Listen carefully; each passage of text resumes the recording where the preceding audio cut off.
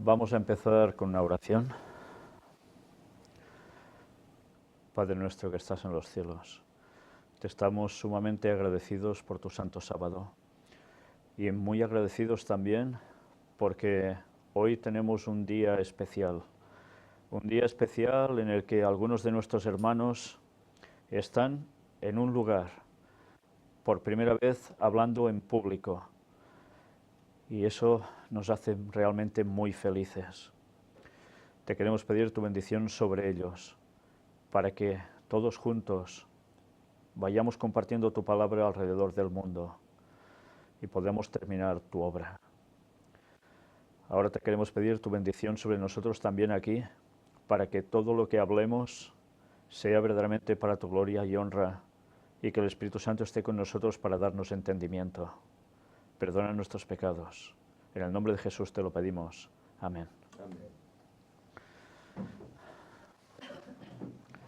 Bien, hoy tenemos un inicio del librito de lo que antes se llamaba Escuela Sabática y ahora es Guía de Estudio de la Biblia, el libro de Lucas.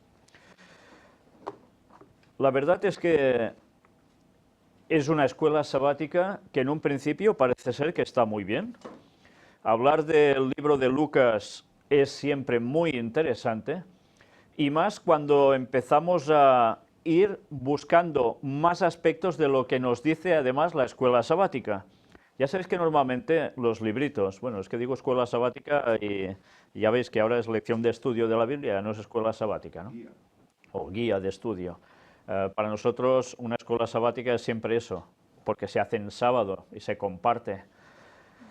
Pero precisamente este tema es algo que a todos creo que nos va a gustar, porque aunque las escuelas sabáticas o libritos de lo que queráis llamarle se preparan bajo un prisma, las escuelas sabáticas en clase se hacen para que puedan surgir nuevas visiones al respecto sobre el mismo tema.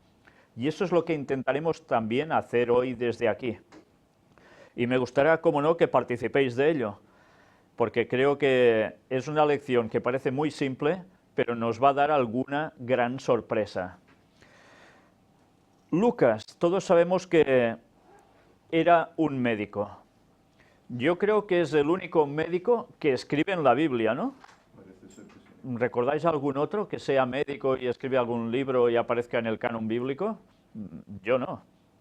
He visto gente que hace sanaciones, escriben también, están en la Biblia, pero no vemos ningún libro de alguien que siendo un médico escriba un evangelio, y no solo un evangelio, sino después además, ¿el qué?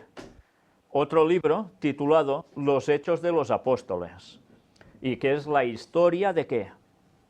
De los primeros cristianos, ¿no? Cuando Jesús se va prácticamente. Hay algo interesante. ¿Sabéis? Lucas es evidente que desde su prisma como médico, a él algo le impactó de la vida de Jesús. Si su profesión era sanar, ¿qué le podía impactar de Jesús? Los milagros. Los milagros. Es lo que más acentúa, por así decir, los milagros. Sí. Lucas acentúa más que los demás evangelios los milagros. Incluso habla de milagros que los demás evangelios no mencionan. Y es porque, claro, su oficio ya le llevaba a eso, ¿no? La sanación. Él allí donde residía, pues se dice que aparte de predicar el evangelio, sanaba, ayudaba a los enfermos, como médico que era. Y eso es la preocupación que tenía. Por eso hace énfasis sobre todo en los milagros de Jesús. Por eso hemos de entender que él escriba al respecto. Si él conocía muy bien hasta dónde podía llegar el tratamiento a una cierta enfermedad, él sabía que había procesos que no podía solucionar como médico.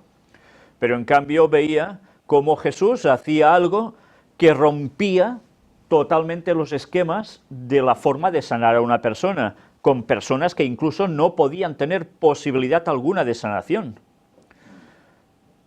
Y esto evidentemente lo dejó más que perplejo, a tal punto que le sirvió a él ¿para qué? Para darse cuenta que Jesús era el Cristo, era el Mesías, el que cumplía los requisitos que ya trataba en el libro de Isaías de las grandes cosas que llegaría a hacer, entre ellos sanación. Lucas. De todas formas, Lucas fue posterior a Jesús. Sí. Él no fue testigo, como lo fue Mateo, lo fue Juan, etc. No fue testigo. Lo que pasa es que él se informó por gente del momento, por discípulos, etc., de cuál había sido pues, la vida de Jesús. Se informó. Y de forma muy meticulosa, por lo que parece, era muy concienzudo en eso. Porque antes de escribir quiso informarse plenamente de realmente cómo fue la vida de Jesús, cuáles fueron los milagros que realizó, para tener pues un relato lo máximo verídico. Que es interesante. Él, seguramente, Y buscando los datos que hizo. Parece ser que no era judío. Él parece que venía de los gentiles. Parece ser. Por eso se dice que su evangelio va más encarado a los gentiles que no a los mismos judíos, para que los gentiles aceptasen a Jesús como Salvador también. Mirad cómo lo que estás diciendo implica que él buscaba datos para escribir. Al buscar datos, ¿qué hizo? Tratar con la gente que aún había estado en contacto con Jesús, entre los cuales seguramente ¿quién habría? Pues probablemente algunos de los que fueron sanados milagrosamente por Jesús. Y él podía escribir prácticamente de primera mano, porque le contaban sus experiencias. Esto hizo que Lucas quedara sorprendido, porque evidentemente todos recordamos esos casos en los cuales uno estaba registrado y era conocido por el pueblo como que tenía una enfermedad, ceguera o cualquier otra, leproso, cualquier otra circunstancia, y cómo después estaba sanado. La gente había vivido eso, no podían negar el milagro de Jesús. Había el testimonio directo de esas personas sanadas, más el pueblo que habíais conocido la historia de esta persona antes de poder ser sanada por Jesús. Por tanto, todo eran no teorías, no especulaciones, sino presentación de pruebas, de datos uno tras otro. ¿Sabéis cuántas veces podemos hablar y hablar y hablar y hablar? Pero las cosas hay que demostrarlas. Y para demostrarlas, lo mejor que es, pues que haya algo real que esté apoyando eso. Y Lucas pudo hacerlo. Por eso no podían negar que Lucas estuviese diciendo la verdad, sino que Lucas estaba demostrando unos hechos que habían pasado hacía unos pocos años como totalmente ciertos. Y eso no lo podía negar nadie. Eso sin duda fue uno de los motivos que también siguió alentando a judíos a llevar la contraria a los cristianos, a buscar su mal, porque no podían negar las evidencias de esos que habían sido sanados por Jesús y que Lucas había recogido en testimonios para presentarlo al mundo. ¿Sí? Recuerdo una experiencia que no hace mucho leí de una chica que estaba desahuciada por los médicos a causa de tuberculosis. Ya la daban, le dijeron, todos los médicos que la vieron le dijeron que se iba a morir. Y bueno, a causa de una serie de oraciones que se hicieron en favor de ella, ¿no? Y todo esto, el caso fue que ella sanó de todo aquello. Entonces, ella volvió a ir al sanatorio aquel donde le habían presentado que ella iba a morir y se fue con las pruebas, ¿no? Porque con las pruebas. Ellos se sorprendieron de verla en primer lugar, porque ya le daban muy poco tiempo de vida, y de verla tan recuperada. Y después ella le presentó las pruebas de lo que le habían hecho conforme no tenía absolutamente nada ya. Y claro, quedaron asombradísimos, ¿no? Y es esto que dices, ¿no? Que este milagro, por ejemplo, que fue un milagro de parte de Dios, ¿no?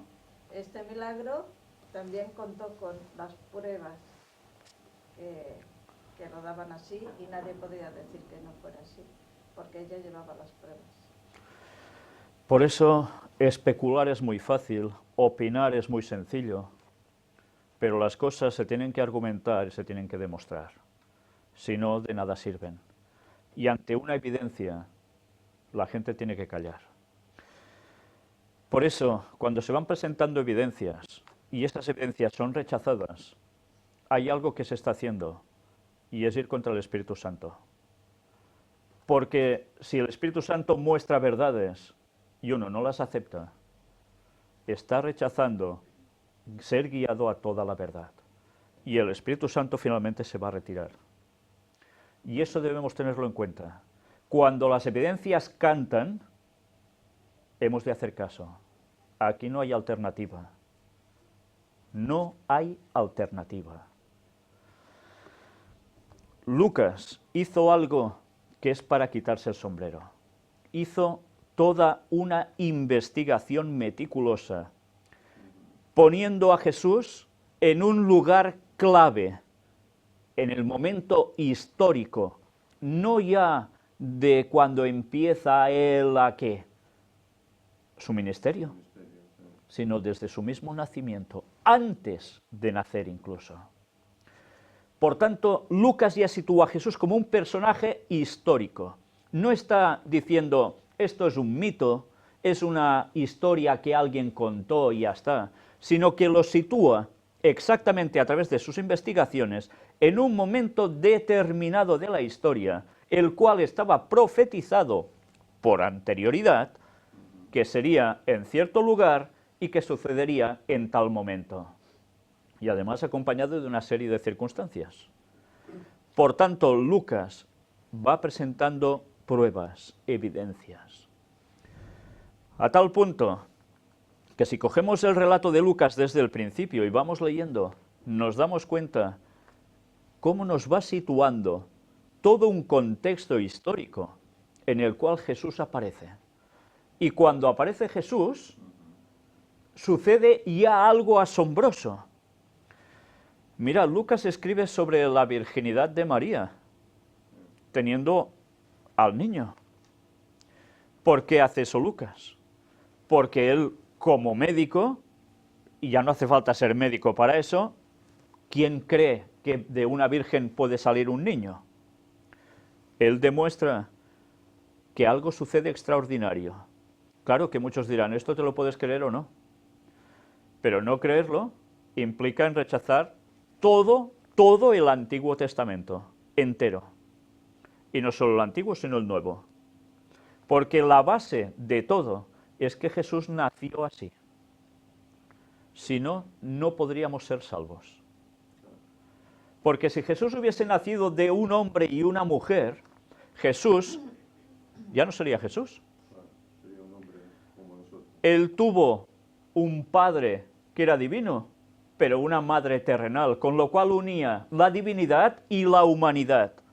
Ningún ser humano podía hacer eso por sí mismo. Ninguno. Por tanto, echar por tierra el nacimiento virginal de Jesús implica echar por tierra al mismo Jesús y toda la palabra de Dios. Lucas indagó lo suficiente como para darse cuenta que esto realmente fue así, porque si no, no se entendía absolutamente nada. Y a tal punto que primero nos sitúa que hay Herodes, rey de Judea, Augusto reinaba en el Imperio Romano, y que había un sacerdote llamado Zacarías, que en esos momentos cumplía su turno en el Templo de Jerusalén. Ubica a Jesús en un momento central de la historia, cuando habían pasado unos 400 años, en que resulta que el pueblo de Israel no tenía profeta. Sí. Pero es curioso, porque al mismo tiempo que habla de Jesús, nos habla justo antes de otro gran personaje, Juan Bautista. Que también de la forma que nace Juan Bautista, también es un prodigio del cielo. Ahí está. ¿Tenéis micro para...? Sí, Sí, decimos que también la forma en que es concebido Juan Bautista tampoco es normal, porque su madre ya había pasado la costumbre de tener hijos. Se supone pues que la regla ya la había abandonado, a su costumbre ya no podía quedarse embarazada, y en cambio, siendo ya anciana, como lo fue Sara en su momento, pues la mujer de Abraham, pues resulta que concibe un hijo, ¿eh? Y que, por lo tanto, aquí vemos como para Dios no hay nada imposible. Si consiguió abrir el mar ante los israelitas, consiguió resucitar muertos, sanar a tantas personas, para Dios no hay nada imposible.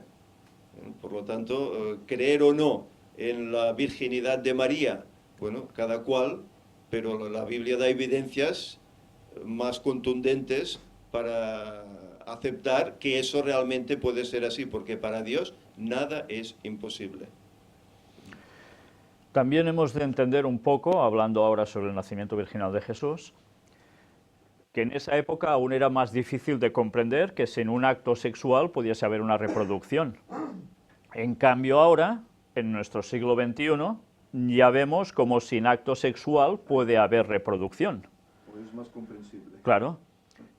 ¿Cómo entendíamos lo de cubrir con su sombra Dios a la Virgen María y que así quedase fecundada?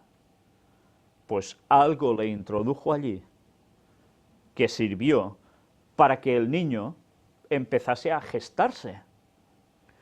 Ahora todos lo sabemos con qué método se puede llegar a hacer. Imaginaos Dios que está muy por encima de eso, ¿no?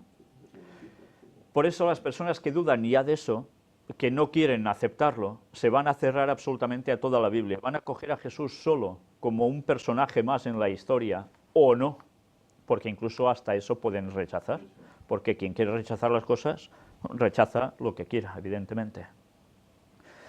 Resulta que cuando empezamos a leer el relato, nos damos cuenta cuando habla de Juan.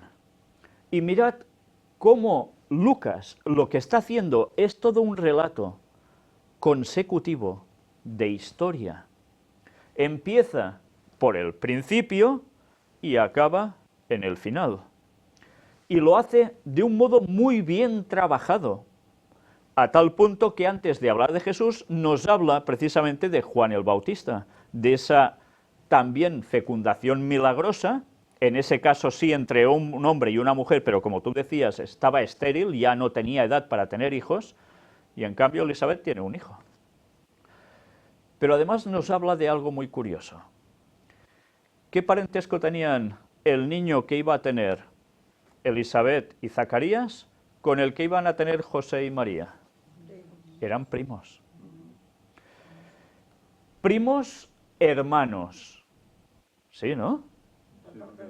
Por parte de madre. Eran hermanas las dos mujeres, por tanto eran primos hermanos. Y sabéis, cuando tantas veces se habla de ser hermano, normalmente, salvo error u omisión, como algunos casos, ¿qué quiere decir? Los hermanos normalmente son educados de un modo bastante parecido, ¿no? Suben bastante igual. Es cierto que algunos tienen unas formas de pensar distintas de otros, eso pasa. Pero hay algo que es un nexo de comunión, y más cuando resulta que estaban vinculados con el templo. Recordemos que Zacarías, el padre de Juan el Bautista, ¿qué era? Era sacerdote.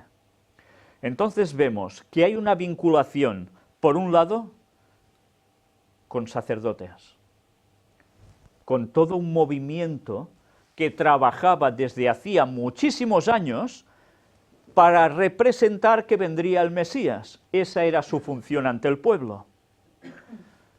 Y por el otro lado tenemos que nace Jesús, que es hijo teóricamente ¿de quién? De José, teóricamente, porque por ese linaje vendría de David. Evidentemente, él no tuvo ese linaje tal cual material, solo le hace de padre, pero oficialmente constaba como si viniese de ¿quién? De David.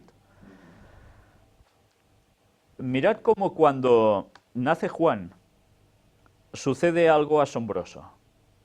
Justo antes de nacer, justo antes de gestarse, aparece alguien, un personaje que no es humano. ¿Quién es? Gabriel. ¿Y Gabriel qué hace, primero de todo? ¿A quién se dirige? Zacarías. ¿Y qué le dice a Zacarías? ¿Qué le dice Gabriel a Zacarías? Que iba a ser padre, ¿no? En el fondo, que iban a tener un hijo. Zacarías, ¿cómo reacciona, siendo un varón de Dios? No se lo cree. No se lo cree. Duda de ello. ¿Os recuerda esto algo? Precisamente antes has hablado de Sara, la esposa de Abraham. ¿Recordáis algo muy parecido? Se rió, Sara. Sara se rió Se porque rió. dudaba. Por eso a su hijo Isaac, Risa, Claro. le puso ese nombre. Mirad cómo siempre hay paralelismos en la historia. Isaac estaba llamado a ser el descendiente de Abraham, del cual saldría ¿quién? El Mesías. Y ahora nos encontramos que está este señor, Zacarías, que es sacerdote, que tiene que representar a Jesús ante el pueblo, y vuelve a caer en lo mismo de un principio. Pero aún y así, Isaac, que hizo una función de precursor del Mesías por genealogía, Zacarías tiene, o iba a tener, a un varón que iba a hacer también algo, precursor de Jesús. Y vemos cómo Zacarías, después de su reacción, bueno, los textos nos hablan de que era un buen varón de Dios. No nos dice que sea un cretino ni nada parecido, no. Pero tuvo esa reacción, a veces tan humana, de no terminar de confiar en lo que Dios dice. Sí, a veces pasa eso, ¿no? Dios nos quiere guiar por algo, nos dice alguna cosa y nosotros no, a la nuestra. Pues bueno, él tuvo que aprender por hechos. ¿Y qué le pasa a Zacarías? ¿Le sucede algo? ¿Se queda hablando por los codos? Mudo. Dios tuvo que hacer una muestra adicional de su poder para que se diese cuenta que estaba fallando en eso y que eso iba a ser una señal para todo el pueblo. Por tanto, la gente debía plantearse, ¿cómo puede ser que ahora Zacarías se haya quedado mudo? Eso era un testimonio público, ¿eh? Sí, claro. Y cuando nace, Zacarías, ¿qué pasa? ¿Se recupera? ¿Puede volver a hablar? Estaban marcando pautas. El niño que iba a nacer de parte de él era un niño que iba a ser especial. Era un niño que iba a tener una función que el pueblo debía estar atento ya a él. Y mirad, resulta que Gabriel se aparece, les dice que van a tener un crío. ¿Y qué pasa?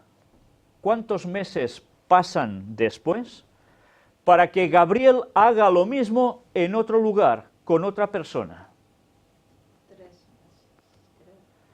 6 meses pasan desde que Gabriel se aparece a Zacarías, le dice que va a tener el niño, su mujer, y Gabriel, pasan 6 meses, 6, y se acerca ¿a quién? A María. ¿Y a María qué le dice que va a tener? Otro niño. Y resulta que Juan el Bautista es el precursor, el que iba a preparar el terreno del Mesías. Pasan 6 meses hablando de que iba a venir alguien. Y después pasan 3 meses más, 3. Y nace Juan. Una vez más, los números, las cosas no suceden porque sí, sino que se nos estaba dando otra lección de los 6000 años de historia en el cual el pueblo se debería preparar anunciando el mensaje ¿de quién? del Mesías, del que vendría. Y Juan el Bautista toma el papel del que está en ese 6, diciendo, preparando el terreno del que vendrá después. Una vez más, Juan el Bautista es el precursor, el que iba a anunciar la venida de Jesús, y lo hace ya desde su nacimiento, antes de nacer incluso. Toda la Biblia iba llena del momento del regreso de Cristo. Elena White lo escribió y nosotros no nos enterábamos de nada. Y ahora no paramos de comprobar continuamente que esto es un hecho real. Por eso se le denomina el segundo Elías, ¿no? Que vino con el espíritu del primer Elías, que también tiene sus connotaciones, en las conferencias lo hemos visto, sí. ¿no? Todos los mensajes que hay allá. Mirad en el versículo 17 del capítulo 1 de Lucas, que nos dice: e irá delante de él con el espíritu y el poder de Elías, para hacer volver los corazones de los padres a los hijos y de los rebeldes a la prudencia de los justos, para preparar al Señor un pueblo bien dispuesto. Este era el papel de Juan. ¿Y el papel del tercer Elías? ¿Cuál va a ser? Exactamente el mismo. Preparar un pueblo para que aparezca el Mesías. Por tanto, si el tercer Elías somos todos los que estamos anunciando ese mensaje, ¿qué debemos estar haciendo nosotros ahora? Pues no callar y anunciar al mundo, guste o no guste, que Jesús va a volver. Y que va a volver muy pronto, y que los números en la Biblia no están por casualidad, sino que nos estaban indicando el año del retorno de Cristo. ¿Sabéis? Lucas hace algo que no fue el último en hacer, y era documentarse. A veces hablamos de si Elena White era inspirada o no. Y cuando nosotros presentamos la cita del conflicto de los siglos, que en el año 31 Jesús muere en la cruz, y se cumplen 4000 años justos del retorno de Cristo, muchos dijeron, esto no es así. Elena White, falsa profeta, escribió lo que no tocaba. Pues a estos señores hay que decirles claramente que se documenten un poco como hizo Lucas, porque Ellen White tuvo que hacerlo. La inspiración puede trabajar de dos modos, por revelación directa divina o por buscar datos y que Dios te guíe a encontrarlos. Y a veces de las dos formas. Y sabéis, cuando pudimos demostrar, y las conferencias en México tratando de este tema, en qué se basó Ellen White para escribir ese dato y todos los demás acompañados de la profecía de los 2300 días, nadie puede ahora discutir que en el año 31 esto no sucedió. Jesús murió en la cruz en el año 31. Por tanto, si hablamos, debemos estar documentados y debemos dar las pruebas de los datos. Lucas lo hizo. ¿Y nosotros qué debemos hacer? Lo mismo. Pero una vez presentados los datos, aún habrá gente que seguirá diciendo que no, que esto no puede ser, se buscarán los 1000 y un peros por no querer ver la realidad. ¿Sí? Más que mostrarlo de dos formas diferentes, lo muestra incluso de tres, ¿no? Porque una son las Sagradas Escrituras, que hay gente que es incrédula, no se lo cree. Otra forma sería arqueológicamente o científicamente, que hay personas que dicen que se puede llegar a simular, y otra forma sería milagrosamente, ¿no? Que hay personas que demuestran tener don a lo largo de la historia y que aún y así ponen en duda ciertas demostraciones, ¿no? Por ejemplo, Ellen White tenía ese don, ¿no? Se veía inspirada por Dios. Hay personas que son incrédulas a ese campo y dicen que tenía pinchazos, que ella pues había cometido errores, tenía pinchazos, de que no era el Espíritu Santo quien la inspiraba, que al igual era otro, que como que ha cometido errores, pues como todo el mundo, pues al igual pues se le descertifica, ¿no? Y la ciencia pues te lo corrobora de otra forma. Y esas mismas personas dicen que al igual, como que ahora hay tanta confusión, ¿no? Que dicen que si no sé qué, los Anunnakis, que si... No, pero siempre se están buscando excusas para no creer, o sea, que lo más seguro es que Dios ya a lo último de los tiempos lo pueda demostrar incluso de una cuarta forma, o ya lo está haciendo pero no lo vemos. O no lo vemos, o quien no quiere verlo de ninguna de las formas no lo verá. Pero las personas que tienen fe y que realmente han tenido ciertas experiencias con Dios y se da cuenta de que las cosas son así, nos estamos dando cuenta de que ya desde hace mucho tiempo nos lo estaba demostrando de muchas formas. Lo que pasa es que no quieren aceptarlo muchas personas. No quieren aceptarlo por el simple hecho del miedo y de la carga que tienen encima de ellos. Tienen carga espiritual. ¿Por qué? Porque han estado remando en contracorriente durante muchos años. Y no quieren responsabilizarse sobre todo lo que han hecho durante este tiempo. Y no quieren aceptar su parte de culpabilidad. Pero las personas que están, digamos, libres y que buscan la verdad, todo esto lo aceptan a la primera. ¿Por qué? Porque es evidente, o sea, está claro como el agua transparente que baja la montaña, o sea, no hace falta Pasa que a buscarle veces, un quinto pie al gato, ¿no? a veces las evidencias duelen, porque Duelen quiere y decir que dan hay miedo, cosas que hay que provocan miedo. cambiar. Y Pero uno hay no que ser quiere. valiente, porque ayer me fui a dormir muy tarde escuchando un culto de Antonio Almoradí y decía que nosotros tenemos un Dios tan bueno que es que nos lo perdona todo, pero tiene que estar en nuestro corazón la intención de arrepentimiento también. Tenemos que ser valientes, porque ¿qué tenemos que perder? Nada. Lo que tenemos es mucho que ganar. ¿Vale? Cuando dijo que su nombre se llamaría Juan, lo dijo porque Juan ya debería implicar algo en el nombre, ¿no? Cuando le dice a Jesús que se llamaría, bueno, no se lo dice a Jesús, le dice a sus padres que se llamaría Jesús, es porque implicaba algo. Nosotros tantas veces ponemos a los niños el nombre que nos gusta, ¿verdad?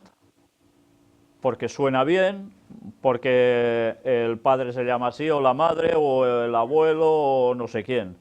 En la Biblia no, siempre cada cosa tenía su significado. Juan como precursor y Jesús como Salvador.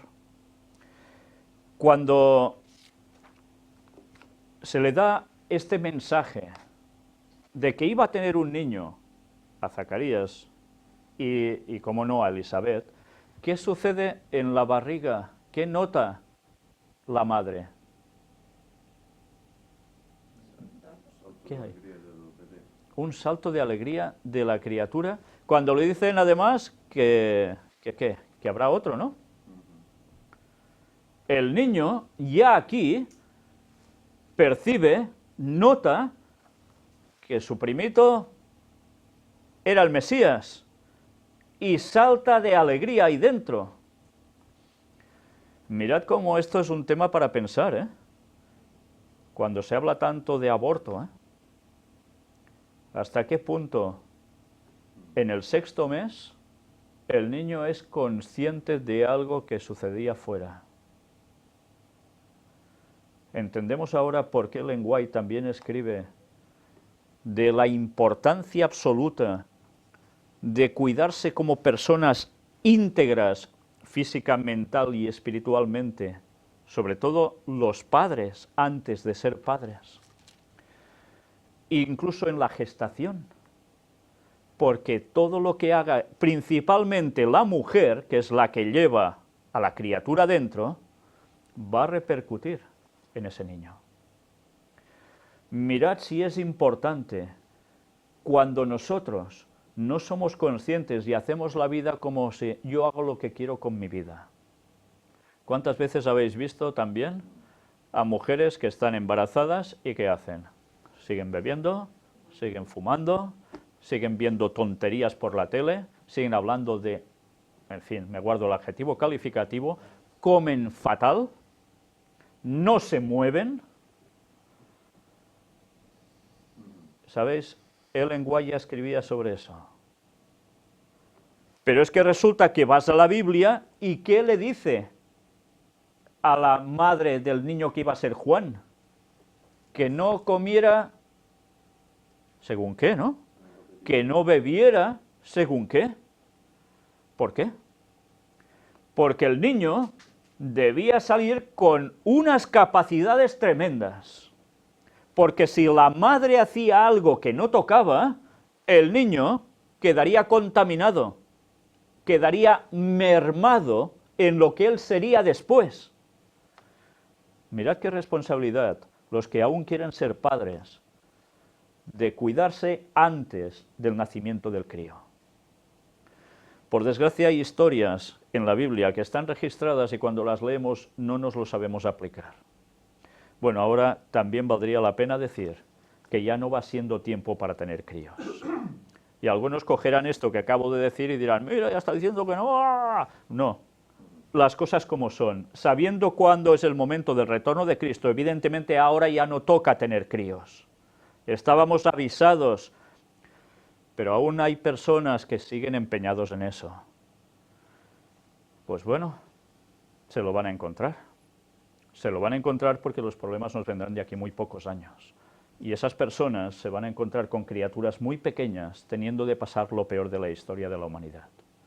Pero ese egoísmo de, no, quiero, ir contra la palabra de Dios, va a pasar factura. Y el dolor va a ser mucho mayor que la bendición de haber tenido un niño. Esto no lo diría si no supiésemos cuándo vuelve Jesús, pero es que ahora no tenemos excusa. En fin, cuántas lecciones llega a haber en la Biblia de tantas cosas, y avisados por el espíritu de profecía, y no nos interesa. Resulta que avanzamos un poco, y vamos al pesebre en Belén. Jesús debía nacer de un modo rico, ¿verdad? Espléndido, como el mayor de los reyes de la tierra. Las profecías apuntaban que el niño nacería ¿de qué forma? De la forma más humilde de todas. ¿Os dais cuenta cómo Isaías escribía que el niño o el Mesías aparecería sin atractivo para que no le desearan?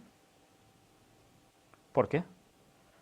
Porque claro, si ya hubiese nacido de linaje real, todo el mundo ya estaría esperando que fuera el Mesías tal como ellos entendían las profecías o querían interpretarlas. Pero claro, nace hijo de un carpintero, de una chica jovencita, en un pueblo de mala muerte. Sí, que Belén Efrata era de David, ¿vale? Pero que era un pueblecito. Y además, por si fuera poco después, se va a Nazaret. Con la fama que tenía Nazaret, que uno, que ya sabemos quién, le dice, ¿de Nazaret puede salir algo bueno? Jesús iba contra todo pronóstico. Nació como lo más bajo de la sociedad e hizo la labor que nadie ha podido llegar a hacer jamás ni va a hacer jamás. Solo él la podía hacer. ¿Por qué Jesús tuvo que nacer de este modo? ¿Por qué no pudo haber nacido ya siendo rey? ¿Nos damos cuenta? Por esto. La gente no se debería regir sobre él por su estatus. Debería regirse sobre él por dos cosas. Por las profecías, sabiendo que él era el Mesías, y por ver en su vida el cumplimiento exacto de alguien que superaba todas las barreras. Y Jesús cumplió con todo ello. ¿Y de qué modo? Y resulta que Jesús nace en este pueblo, Belén Efrata, y hay personas que dicen que Jesús nace en un cierto mes, el 25 de diciembre. Y ahora diréis, ¿qué tiene que ver una cosa con la otra de lo que estamos hablando aquí? Gracias precisamente a los relatos como el de Lucas, que va disponiendo todo el marco histórico, más los otros relatos de los evangelios y datos históricos que hay, nos damos cuenta que Jesús no nace el 25 de diciembre, fum. No. Jesús nace en otro mes que a alguien le interesó pasar por alto. y pusieron otra fecha que no tocaba, que era una divinidad pagana, precisamente todo lo contrario a Jesús, y la gente terminó aceptando eso. Las profecías no hablaban de que Jesús nacería en diciembre. Las profecías hablaban de otro momento de la historia. Y cuando nace Jesús, nace en septiembre. ¿Y veis al mundo celebrar en septiembre la venida del nacimiento de Jesús? Es que no. Pues alguien ha hecho muy bien su trabajo, ¿eh? Satanás ha hecho un trabajo espléndido, cambiando totalmente el mismo principio de Jesús. ¿Y por qué? A Jesús se lo conoce como que nace de una virgen. ¿Sabéis? Hay personas que han dicho, nace de una virgen, y estoy hablando de judíos mesiánicos, han dicho que al nacer de una virgen no solo implicaba una virgen, tal cual persona, sino de la constelación de Virgo cuando estuviese en cierto momento, lo que sería el horóscopo, para entendernos, pero no horóscopo de adivinación, sino el asunto astronómico, que es muy distinto. Y al nacer bajo la constelación de Virgo, nace bajo una virgen. Bien, esto puede ser cierto porque septiembre está aplicado bajo precisamente el signo de Virgo. Que conste que no estoy hablando de astrología, sino de astronomía, que es muy distinto. Lo digo porque cada vez que digo algo ya sabéis que saltan a la yugular. Pero las cosas hay que aclararlas. Pero esta tarde, si Dios quiere, en la conferencia de noticias de actualidad, vamos a presentar un dato que muchos astrólogos, y ahora sí me refiero a astrólogos, han pasado por alto. Y es que ha habido un corrimiento en el horóscopo, a tal punto que los que ahora dicen que son del signo de Virgo, en verdad no serían de Virgo, sino que serían de Leo, del león. Y ahora entenderíamos también por qué Jesús es el león de la tribu de Judá. ¿Qué signo llevaba la tribu de Judá cuando estaba aposentada alrededor del santuario? Sabéis que cada tribu tenía algo. ¿Y qué era? Un emblema, un estandarte. ¿Y Judá qué tenía? El león. Jesús iba a nacer del león de la tribu, de esa misma genealogía, de la tribu de Judá. ¿Será esto así o no? Bueno, pues es un dato interesante a tener en cuenta, porque prácticamente podría cumplir con los dos requisitos. Pero ya veis si es interesante buscar datos, profundizar, para darnos cuenta hasta qué punto las profecías se pueden cumplir de modos que nosotros a veces ni nos imaginamos. Jesús nace en un lugar del modo más humilde. Nace cuando nadie lo está esperando.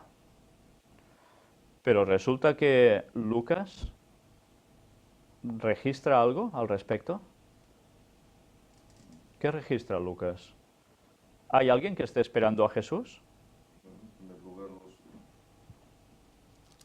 En primer lugar, él habla de los pastores que son visitados por un ángel y le comentan pues que van a hacer el Salvador, que lo hallaréis envuelto en pañales en tal lugar, ¿no? Y luego también se menciona pues a los magos, ya estudiando las profecías, saldrá estrella de Jacob, etcétera, indagaron que ese era el momento, no sé cómo lo harían, pero lo indagaron por la profecía por de las las 70 escrituras, semanas, etcétera, claro. ¿no?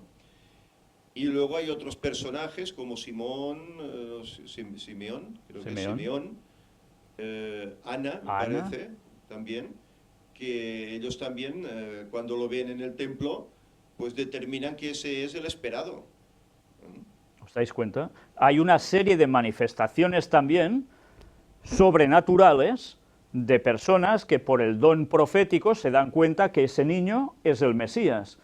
Pero a su vez, los pastores, que eran teóricamente el desecho de la sociedad, son gente que habían instruido, habían buscado, y ellos estaban esperando el nacimiento del Mesías, tenían anhelo por eso. Y después hay los otros, que son los magos de Oriente, Y estos se enteraron no solo por una revelación directa, impresionante, no, no, por el estudio de las Escrituras, por las profecías.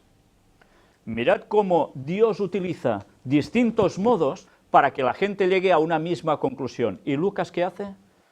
Comprueba esto, comprueba lo otro y lo registra, para que nadie pudiese decir que eso era mentira. Y la manifestación del enemigo también, porque, o sea, se levanta para ir en contra del mismo Hijo de Dios también, porque ya desde que nace tiene que sufrir persecución, o sea, Sí, y eso el pueblo lo ve, el pueblo luego lo relaciona. ¿Por qué? Porque se está dando cuenta de que si el enemigo se pone como se pone y se levanta para ir en contra de él, para conseguir matarlo, es por algo, es porque ya de alguna manera, ya incluso el enemigo se está dando cuenta de que Jesús es quien es.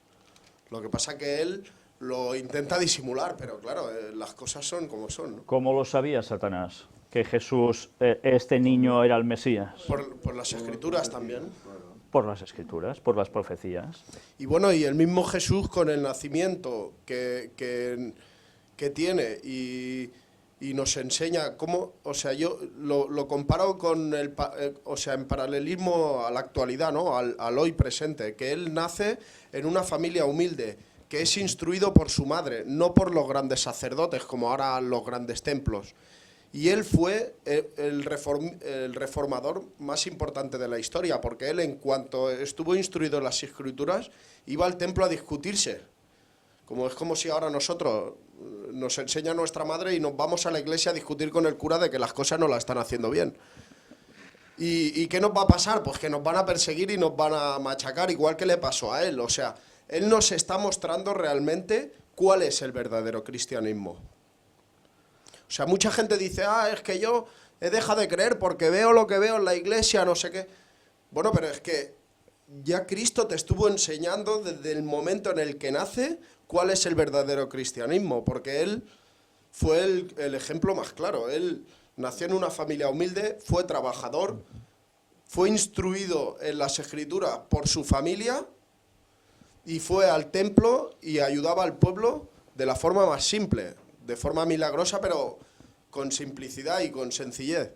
Y sin embargo nosotros nos empeñamos en seguir un cristianismo que no es puro, que no es de Cristo, que es fariseísmo y saduceísmo, ¿no? O sea, ellos son como los saduceos. El día que dejen de mandar, que es lo que está empezando a pasar ahora con esto del internet y todo, la gente empieza a conocer la verdad.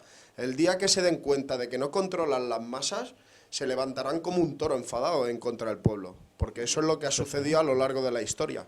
Sucede a pequeña escala con las personas que no pueden detener exacto. eso, sean de un pueblo o de otro. Pero el día en que ellos vean que esto pues se descontrolan, grande, ¿no? se levantarán a machacar. Claro. Pero eso, por eso que eso no es cristianismo, que el cristianismo ya lo estaba enseñando Cristo desde en el momento en el que nace, ¿no? Luego hay un dato que también debemos tener presente. Jesús es presentado en el templo cuando tiene ¿cuántos días? 8 días. ¿Por qué? Era costumbre. ¿Pero por qué era costumbre y era ley? Por la circuncisión, ¿no? ¿Y por qué debía ser al 8º día? ¿Lo habéis planteado? ¿Porque no se lo circuncida al 9 o al no sé qué día? ¿Sí? Quería apuntar algo que me ha enviado Ángel. Estaba siguiendo la escuela sabática. Un saludo desde aquí. Saludos, Ángel. Y dice, me dice que eran 3 sabios y eran ricos. Entonces dice, no judíos, 3. Creo que aquí está la representación de los de la hora 11ª, el pueblo que hay en Babilonia, 3er milenio. 3 que vienen de Oriente.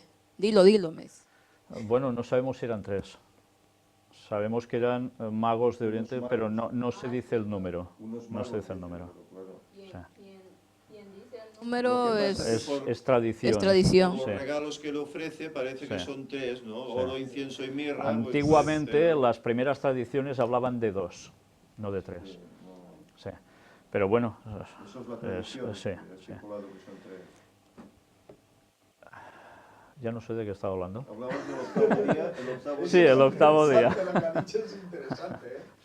Porque claro, puede representar el pueblo de la 11ª hora del oriente al que Cristo dijo que a oriente no irá a predicar, que al igual se le esté predicando ahora a nosotros. Sin darnos cuenta, estamos predicando a ese pueblo de oriente, ¿vale?, que es el pueblo de la 11ª hora al que dijo la Biblia que a oriente no iré a predicar, dijo, ¿no? Y al igual deja que suceda en el tiempo del fin. Y que esos dos magos de Oriente se levanten como pueblo de Dios en la 11ª hora, que sería ahora el tiempo del fin, Bueno, que puede suceder ahora también. Cuando nos habla que ellos venían de Oriente, no venían de China, venían de Irak. Claro, Es la zona, de la que zona ahora sería Próximo Oriente. Sí. Entonces es un poco distinto, ¿no? Bueno, pero, China, estaríamos hablando del continente asiático, ¿no? Pero O euroasiático. Sí. Entonces, lo que sí podemos extraer claramente es que era gente que no pertenecía por linaje al pueblo de Dios, Sí. pero en cambio habían estudiado el material que el pueblo de Dios les había suministrado. Y esa gente se convirtió y fueron grandes anunciadores de la venida del Mesías. Por eso, en cierto modo, sí hay ese paralelismo, porque el mensaje se está divulgando de un modo u otro, va llegando a distintos lugares, y la gente de distintos puntos recoge ese mensaje y son esos trabajadores que se están añadiendo al pueblo de Dios en esa hora 11ª, ¿no? Y probablemente también estudiaban las estrellas. Si eran sabios, probablemente lo hacían y ya sabemos que el plan de redención estaba escrito en las estrellas. Y estas personas, pues, de esa época y de esos lugares que no eran judíos, también se dedicaban mucho a ver este tema. Saldrá estrella de Jacob, decía la profecía. Porque su estrella hemos visto. Claro. Cuando nosotros hemos leído ese texto, saldrá estrella de Jacob en medio de toda una trama, pues saldrá estrella de Jacob, piensas, bueno, será la estrella, ¿no?, el brillante del grupo. No, estaba hablando no solo en un sentido espiritual, sino en un sentido literal. Saldría estrella de Jacob. Y ellos estaban pendientes por fecha, porque por las profecías sabían que ahora tocaba que naciera. ¿Y qué hacen? Otear. Ahora nosotros tenemos un desfase respecto a la gente de antaño. Antes la gente conocía mucho de astronomía, mucho, porque su vida, ¿qué era? Pues por la noche levantar la cabeza, y muchos se dedicaron a estudiar el tema de los astros, no solo en plan astrología, cuidado, sino también para medir los tiempos, calcular las cosechas, etcétera, etcétera. Entonces, tengamos eso presente, no todo era malo. Y gracias a eso, ellos estaban pendientes de esa estrella, que vieron que, ostras, esta estrella no es normal. No toca que haya una estrella ahora en este tiempo. ¿Por qué sabían que no tocaba que esa estrella estuviera allí? Y que haga su recorrido. Claro, porque ellos ya sabían, conocían de tiempo atrás lo que había en el panorama del universo. Claro, entonces esa estrella no cuadraba. Era justo en el momento que ellos esperaban que saliera. Por eso la siguieron. Y también que algo pasó con las constelaciones, es precisamente ese día que nació Jesús, que ya creo que lo hemos expuesto en alguna conferencia, Sí. y algo pasó en ciertas constelaciones que ya hemos hablado. Entonces realmente que estas personas, si les dice sabios, es porque tenían un conocimiento muy amplio de muchas cosas, no solamente de las profecías, sino que de otras cosas que todo lo relacionaron para llegar a ese punto, porque sabían que había una fecha definida para el nacimiento de Jesús. Ellos sabían que había un momento determinante para la primera venida, y ahora no vamos a saber un momento determinante para la segunda, cuando es vital.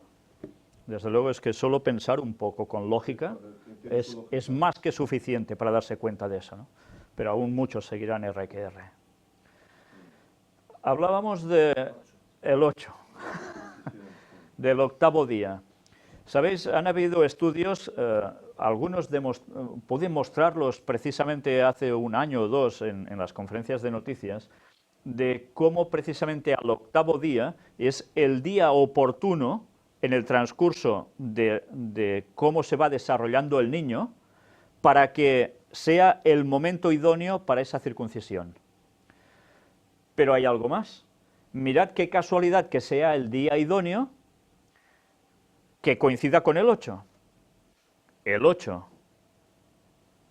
¿Y qué tenían que hacer? Ser circuncidados, y era presentado ¿dónde? En el templo. ¿Ante la presencia de quién? De Dios. Claro. Sacerdotes eran los representantes de Dios y el templo simbolizaba ya el cuerpo de Cristo. Entonces, en el octavo nos estaba transmitiendo el concepto también que en el octavo, ¿qué es? La eternidad. Por tanto, era el pacto de salvación eterna que se podía tener a través de llegar al 8. ¿Cuándo nosotros dispondremos de eso? La eternidad es a partir precisamente del 8. Nos damos cuenta cómo los números en la Biblia nos están indicando continuamente cosas y que tantas personas dicen, ¿y esto por qué? Y que este Dios era no sé qué por hacer esto. Todo tenía una enseñanza. Y ellos, circuncidándose al octavo día, estaban diciendo de que iban a entrar en el pacto de la eternidad ante Dios para siempre. Y aún algunos se preguntan por qué. Bueno, imaginaos si es necesario investigar la Biblia, investigar también estos temas que van asociados a conceptos bíblicos y que muchos dicen estos son tonterías, estos son inventos esotéricos. Por favor, ojalá utilicen un poco su cabeza, sean un poco más humildes, menos orgullosos, indaguen y se darán cuenta que esto no son bobadas, sino que son conceptos que Dios nos iba transmitiendo, porque Dios es el Dios de los números, entre muchas otras cosas. Por cierto, hay un libro en la Biblia que se llama Números. ¿Qué cosas? Y muchos, muchísimos. Entonces, nosotros vemos en Lucas a un autor que se ha molestado, y creo que de muy buen grado y de muy buen agrado, a indagar. Aquí en la lección se nos hace una pregunta, y creo que es bastante interesante. Los modos de inspiración, ¿cómo funcionan? Antes hemos hablado un poco de esto, ¿no? Por inspiración directa, puede ser, pero también por indagación. ¿Sabéis? Si nosotros no hubiésemos indagado muchas cosas, Dios no podría mostrarnos luz. No solo nosotros, sino cualquier persona que esté indagando con sinceridad, buscando las cosas de Dios con humildad, es cuando Dios puede manifestar el conocimiento. Por eso el orgullo es el peor de los pecados. Porque el orgullo hace que uno no vea, se ofusque. ¿Por qué Satanás sigue haciendo lo que hace? Por orgullo. ¿Por qué rechaza la verdad? Si sabe, nota que es la verdad, y él la ha visto. Orgullo. ¿Y cuál es el carácter del hombre generalmente que lo separa de Dios y a veces pensándose que está unido a Dios? El orgullo. ¿Cuántas veces no nos salen manifestaciones de orgullo? Pues las debemos pisar y pedirle a Dios que nos pise. Sí, que nos pise, para que nos demos cuenta que no somos nada, y si Él no nos guía, vamos más perdidos, que yendo tan perdidos nos vamos precisamente por el otro camino. Hermanos, estudiar la Biblia no es empezar a leer y ya está. Estudiar la Biblia implica buscar y comprobar si estas cosas fueron así o no. ¿Sabéis? Cuando tantas personas en la actualidad están dudando de la palabra de Dios, supongo que ya sabéis que precisamente estamos en la época en que la mayor parte de teólogos no son creyentes. ¿Sabíais esto, no? La mayor parte de teólogos, dices, ¿cómo puede ser? Se pasan el día delante, con la nariz puesta delante de la Biblia, al menos teóricamente, y no creen en Dios. ¿Cómo es eso? Viendo, no ven.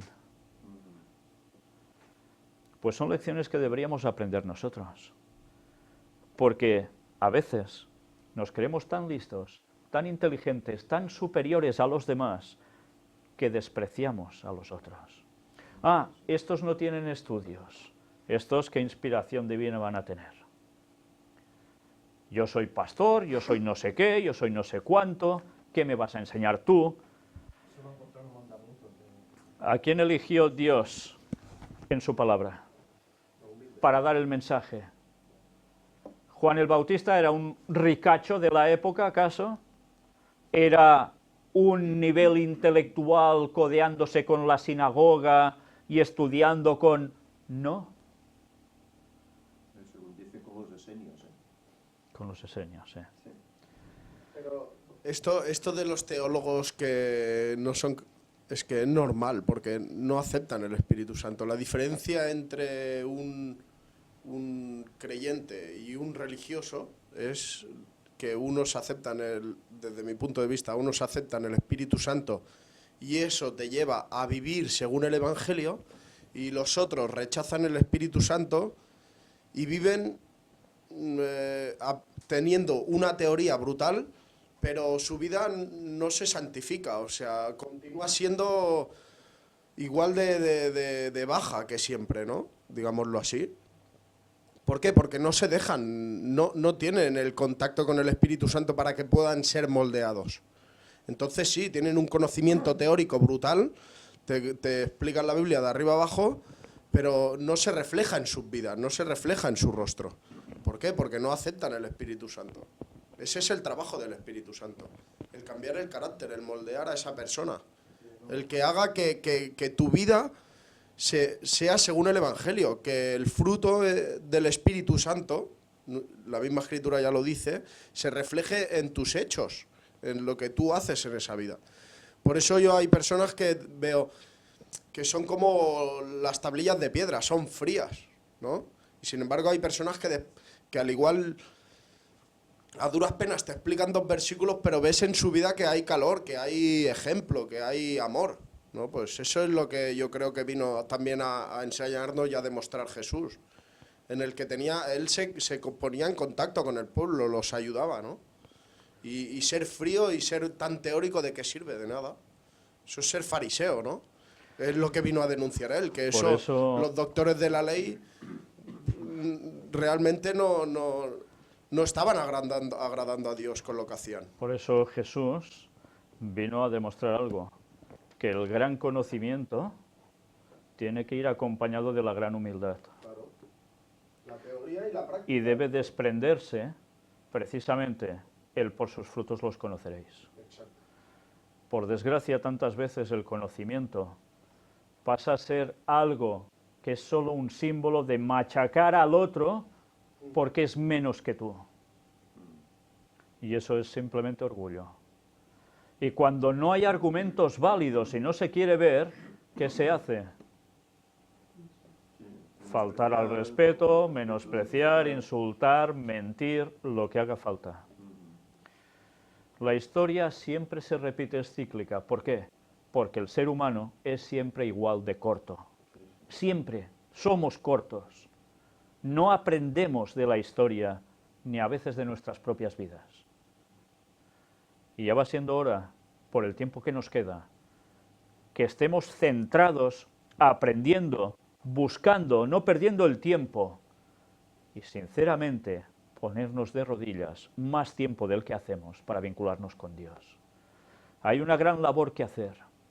Veremos a lo largo, supongo, de esta escuela sabática, cómo Juan hizo una labor impresionante, y Jesús ya no hablemos. Y ahora nosotros, ¿qué nos toca hacer? Lo mismo, preparar el terreno de la venida del Mesías. ¿Y cómo podemos hacer eso? Siendo los más listos de la clase y ya está. El mensaje va a llegar a todo el mundo. Y va a llegar porque habrá un pueblo que vivirá la verdad y la expresará también.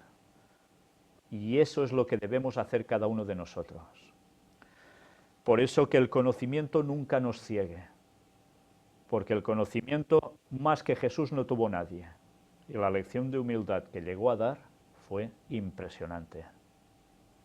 Pero ¿a cuántas personas ha traído Dios a la verdad? Jesús a través de su vida a la verdad. Incontables, incontables. Y otros que quisieron hacer ver que tenían el gran conocimiento, todos esos judíos que no lo quisieron aceptar, ¿a cuántos han llevado a la verdad? ¿Os dais cuenta? Cuando trabajaron para cambiar el calendario, cuando trabajaron para echar por tierra la vida de Jesús.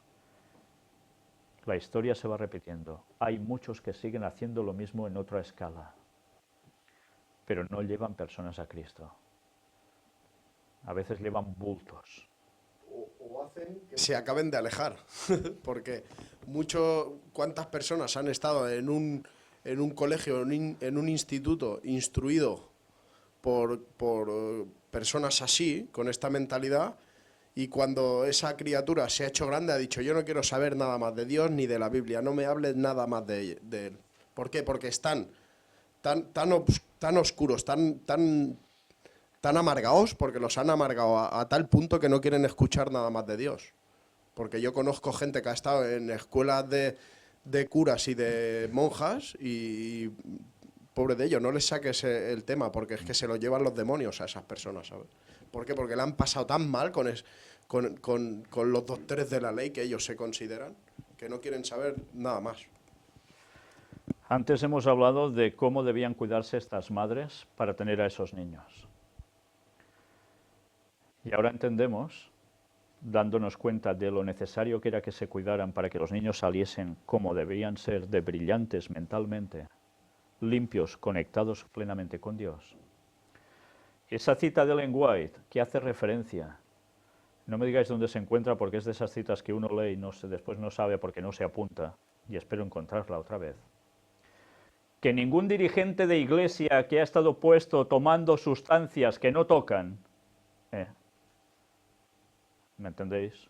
Drogas, etcétera, etcétera, puede ser dirigente de iglesia, porque su cerebro ha quedado ya atrofiado en un cierto grado, unos más, otros menos. Y eso es algo a tener en cuenta, que las iglesias se están saltando a la torera y están dejando tener ancianos, primeros ancianos de iglesia durante años incluso, que han llevado una vida disipada durante X años y que aunque después la cosa vaya de santo, su mente queda atrofiada hasta un grado que no son capaces de saber discernir muchas cosas. Y Elena White dijo: estos no pueden ser dirigentes de iglesia. Y no voy a decir nombres, pero eso sigue pasando. Y esas personas además se erigen como si fueran los grandes dueños y salvadores y guardadores de la iglesia. O leemos a Ellen White para todo o no la leemos para nada. Y si leemos citas de Ellen White, pongámoslas en sus contextos. Que algunos, por negar la venida de Cristo, son capaces de decir muchas tonterías. Hermanos, hubo una primera venida de Jesús y quedó registrada. Y tenían que estar estudiando para saber cuándo sería. Ahora va a volver Jesús, dentro de pocos años. ¿Se está estudiando eso? ¿Hubo una fecha para la venida de Jesús? ¿O no la hubo? La hubo. ¿No va a haber una fecha para su retorno? Cuando es el momento decisivo de todo. Es muy triste saber que todo se está cumpliendo delante nuestro y aún las personas estén rechazando lo contenido aquí y lo contenido en el espíritu de profecía, que no para de demostrarse que todo es verdad. Ya va siendo hora de que hagamos lo que debemos hacer y que argumentemos a la gente lo que es verdad y lo que es mentira. Pero eso sí, una vez más, cuando veamos que los demás solo buscan excusas una tras otra, Jesús les dijo: solo la señal de Jonás os será dada. Porque llega un punto en que no vale la pena discutir con nadie. No vale la pena. Si han habido argumentos clarísimos y no quieren verlos ni estudiarlos. Por tanto, hermanos, unámonos a Cristo, que es el que puede salvar vidas.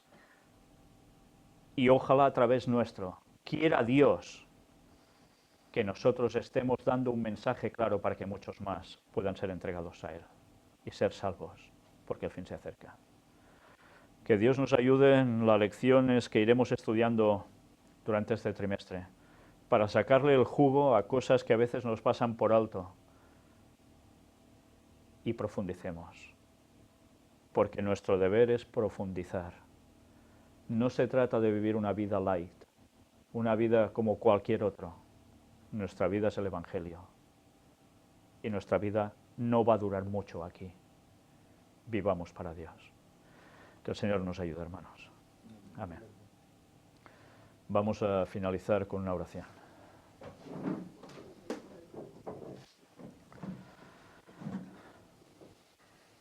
Padre nuestro que estás en los cielos, te estamos inmensamente agradecidos por tu palabra. Inmensamente agradecidos porque escogiste a lo más humilde de este mundo para darnos un conocimiento que podemos tener ahora a nuestro abasto. Y ayúdanos, Señor, a nosotros a ser humildes también y a centrarnos en nuestra vida para buscarte de todo corazón, cambiar las cosas que verdaderamente no hacemos bien.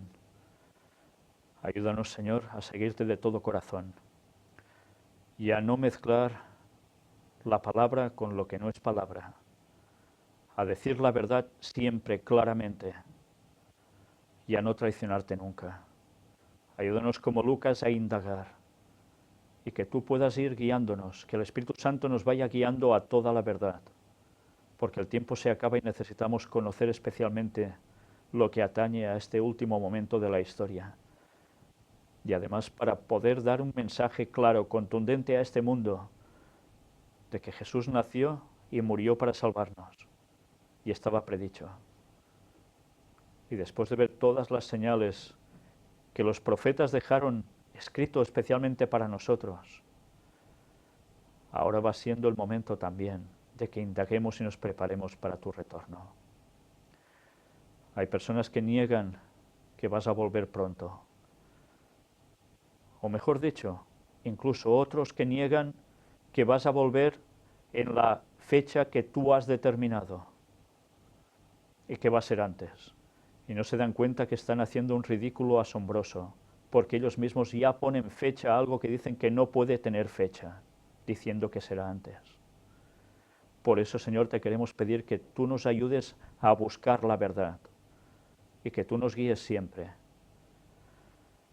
Ayúdanos a vivir como tú quieres y a ser un testimonio vivo para tantas personas en este mundo que, aunque puedan negar los argumentos, no puedan negar nuestras vidas. En el nombre de Jesús te lo pedimos, Señor, por el perdón de todos nuestros pecados. Amén.